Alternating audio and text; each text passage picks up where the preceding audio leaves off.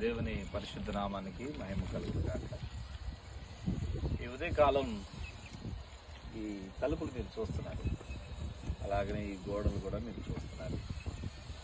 ఇవన్నీ మీరు గమనించి చూసినట్లయితే పూర్తిగా ఈ గోడలు, ఈ సన్నివేశం చూస్తున్నప్పుడు మీకు ఏం గుర్తుకొస్తున్నాయి?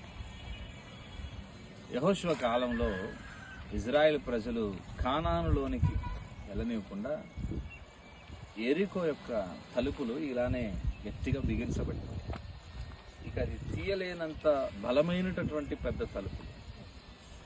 అయితే ప్రభు ఆ తలుపులను, ఆ కట్టబడిన గోడలను నా ప్రభు వారి స్తుతుల ద్వారా, వారి ఆర్భాటపు ధ్వనుల ద్వారా ఆ గోడలను కూల్చివేసి ప్రజలను క్షేమంగా ఆ వాగ్దాన దేశంలోకి దేవుడు తీసుకెళ్ళాడు.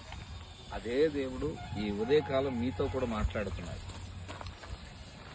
ఆ యొక్క గోడలను, యెరికో గోడలను కుప్పకూల్చి వాగ్దాన దేశంలోకి తన ప్రజలను తీసుకెళ్ళాడు. అంటే యెరికో గోడ ఒక అడ్డుగా ఉంది ప్రజలకు మరి వాగ్దాన దేశంలోకి వెళ్ళటానికి. ఈ ఉదయకాలం కూడా మీ కొరకు దేవుడు సిద్ధపరిచిన దాన్ని పొందకుండా, అది మీ వద్దకు రాకుండా అడ్డుగా ఏదుందో నజరేయుడైన యేసు నామములో ఈ ఉదయకాలం ఆ అడ్డు కూడా విరగొట్టబడుతుంది.